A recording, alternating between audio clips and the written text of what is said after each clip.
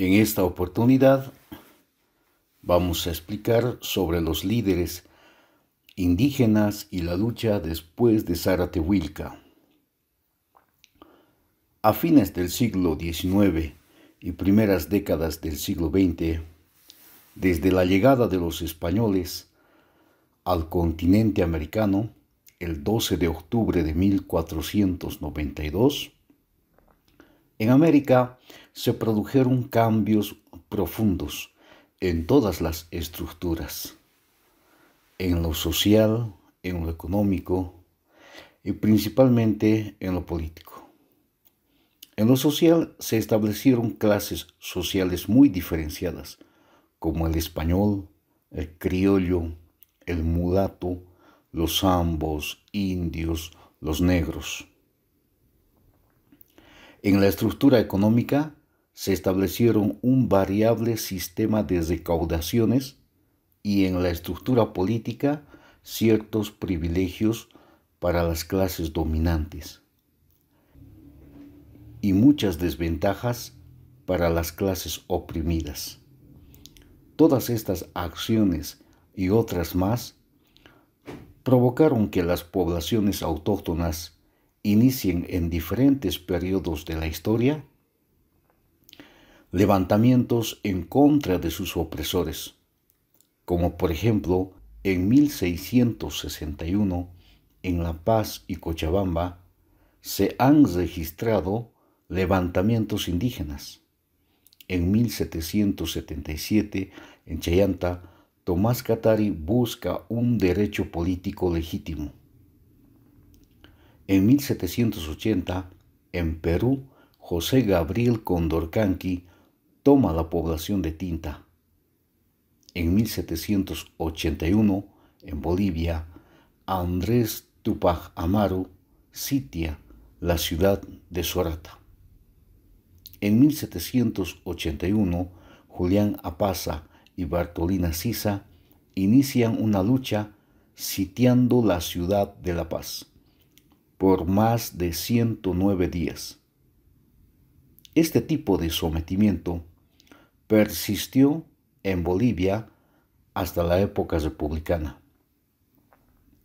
Por esta razón se registraron todavía levantamientos indígenas, como es el caso de Pablo Zaratehuilca de 1899. Los bandos contrarios eran Sucre y La Paz. El resto del país permaneció relativamente indiferente al conflicto. Las causas. Hubieron muchas causas, pero la más sobresaliente fue la aprobación de la ley deradicatoria del 15 de noviembre de 1898, que exigía al presidente de la República su presencia permanente en la capital Sucre y no así en la ciudad de La Paz.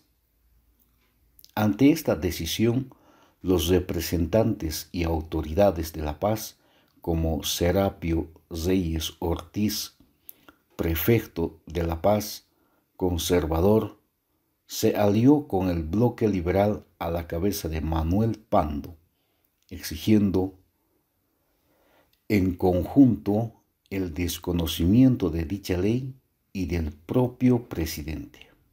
Esta acción ha provocado que el presidente constitucional Severo Fernández Alonso decida ir a la ciudad de La Paz con tropas a aplacar el alzamiento federal, con lo que inicia el conflicto regional.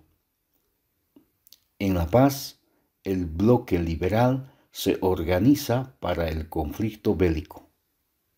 El presidente Severo Fernández Alonso llega a Viacha, población ubicada a 15 kilómetros al sur de la ciudad de La Paz. El 8 de enero de 1899, ahí instala su campaña, pero frecuentemente es hostigado por los lugareños. Viendo que el lugar no reúne buenas condiciones de aprovisionamiento, decide movilizarse más al sur. El 13 de enero de 1899, un escuadrón del Ejército Constitucional llega a la hacienda Santa Rosa, en Corocoro. En su afán de buscar alimentos, habían asesinado a 90 indígenas en la finca. Una vez perpetrado el genocidio, la sublevación de los indígenas fue inevitable.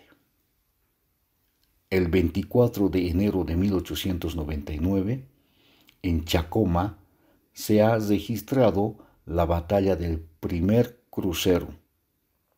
En esta batalla, Pando derrota al ejército constitucional. 250 efectivos de los batallones Avaroa y Vanguardia del bloque liberal avistaron un convoy constitucional con pertrechos a cargo del escuadrón Sucre. El intercambio de disparos concluyó con una violenta explosión de un carro cargado con explosivos que precipitó la fuga y derrota de los constitucionalistas. El Ejército Nacional, ya maltrecho, todavía es acosado con salvaje ferocidad por los indígenas. El 24 de enero en Cosmini, el 25 en Ayoayo, el 14 de febrero en Caracollo y el 1 de marzo en Moosa. Los aliados, pero principalmente los indígenas, al mando de Zaratehuilca, realizaron crueles masacres al ejército constitucional. La batalla del segundo crucero se desarrolló en las inmediaciones de Paria, el 10 de abril de 1899. Las fuerzas federales dirigidas por José Manuel Pando y las fuerzas de los indígenas dirigidas por Zaratehuilca sumaban un total de 1820 efectivos, con un cañón. El ejército conservador era comandado por el general Julián María López y el presidente Severo Fernández Alonso, y tenían un total de 1966 efectivos con 6 cañones y 4 ametralladoras.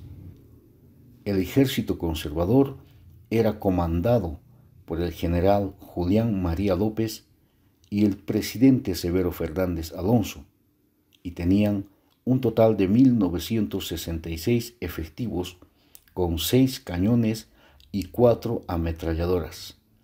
En más de 4 horas de enfrentamiento, los federales derrotaron definitivamente a las fuerzas constitucionales. Casi 4.000 combatientes protagonizaron la batalla que dejó un saldo de cerca de 1.000 víctimas, entre muertos y heridos. Apaciguado el conflicto, los principales líderes indígenas son apresados, interrogados y torturados el 22 de abril de 1899 en Sica, porque se los consideraba como una amenaza para la estabilidad nacional. Los intereses de las empresas transnacionales por los recursos hidrocarburíferos en las regiones del Chaco derivarían en una guerra en los años 1932 a 1935. Para ese entonces, la situación de los indígenas continuaba siendo discriminatoria. A la conclusión de la guerra y como consecuencia del contacto con dirigentes mineros y sindicales, los indígenas tomaron mayor fuerza para organizar levantamientos en contra de sus explotadores. Es en este contexto en el que se inicia la sindicalización de los indígenas y su campesinización. En 1936 se organiza el primer sindicato campesino en el Valle Alto de Cochabamba, concretamente en Anazancho, que luego se expande a las comunidades de los valles y el altiplano boliviano, fortaleciendo las organizaciones de las luchas para conseguir la abolición de la servidumbre y la explotación inhumana e injusta a los indígenas y a los campesinos. El primer Congreso Indigenal, inaugurado el 10 de mayo de 1945 en La Paz, en este Congreso, apoyado por el presidente de la República, Gualberto Villazuel, se han tomado las siguientes resoluciones: eliminar la prestación de servicios gratuitos de especies y productos sin justa remuneración, abolir los servicios de pongueaje y mitanaje, aplicar la educación indigenal en áreas rurales, facilitar las relaciones entre patrones, colonos, evitando el abuso entre ambos. La problemática de la tierra a inicios del siglo XX y la ley de exvinculación de tierras de comunidad. La propiedad comunitaria implica que un conjunto de personas con parentesco consanguíneo eran poseedores de un área territorial. Nadie era propietario de un área en específico. Por otro lado, la ley de exvinculación reconocía la legalidad de los títulos entregados a cada indígena y establecía que las tierras que no estaban en posesión de los indígenas fueran declaradas del Estado. Leyes agrarias en el gobierno de Pando. Dos leyes tenían por objetivo regular el catastro rústico para las propiedades agrarias de los departamentos de La Paz y Oruro. También pretendió ejercer el dominio estatal en la colonización de las tierras agrícolas y vírgenes del oriente del país. Leyes agrarias en el gobierno de Ismael Montes, 1904 a 1909. De manera plena se ejecuta el sistema colonizador. Para Montes no había otra forma de impulsar el desarrollo y la industria agropecuaria que no fuera a través de métodos y técnicas empleados en el exterior. En enero de 1909, a 64 familias suecas se les permitió colonizar Guarnes en el departamento de Santa Cruz. En aplicación de la ley, recibieron 10.000 hectáreas en las proximidades de dicha colonia. Leyes agrarias en el gobierno de Eliodoro Villazón, 1909 a 1913. Entregó tierras a diversas personas y empresas bajo la promesa de construcción de varias líneas férreas que nunca llegaron a ser realidad. El Estado republicano entrega tierras a intereses foráneos y genera un latifundio improductivo.